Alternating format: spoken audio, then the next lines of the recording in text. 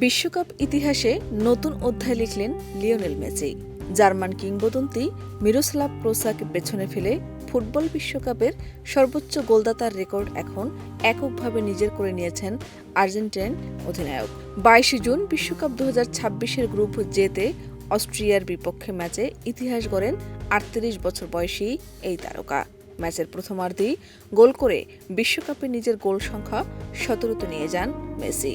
এর আগে জার্মানির সাবেক স্ট্রাইকার ক্লোসার দখলে ছিল ১৬ গোলের রেকর্ড। তবে ম্যাচের শুরুটা মোটেও সুখকর ছিল না মেসির জন্য। ম্যাচের ১০ মিনিটের মধ্যে একটি পেনাল্টি পায় আর্জেন্টিনা, কিন্তু বক্সের ডান পাশ থেকে নেওয়া মেসির শট পোস্টের বাইরে চলে যায়। বিশ্বকাপে এটি ছিল তার তৃতীয় পেনাল্টি মিস। ১৯৬৬ সাল থেকে ফিফা বিশ্বকাপে পেনাল্টির রেকর্ড রাখা শুরু হওয়ার পর কোনো ফুটবলার এর আগে ৩টি পেনাল্টি মিস করেননি। ফলে এক অনাকাঙ্ক্ষিত রেকর্ডও এখন মেসির দখলে।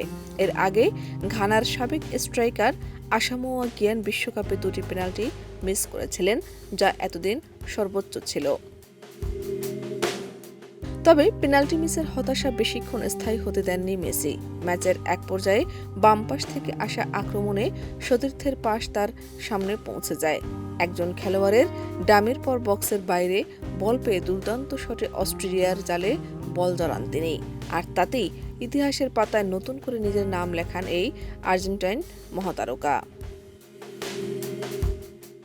বিশ্বকাপের দীর্ঘ ক্যারিয়ারে অসংখ্য রেকর্ড গড়া মেসি এবার স্পর্শ করলেন সবচেয়ে মর্যাদাপূর্ণ এক মাইলফলক। বিশ্বকাপ ইতিহাসের সর্বোচ্চ গোলদাতার আসনে এখন শুধুই তার নাম।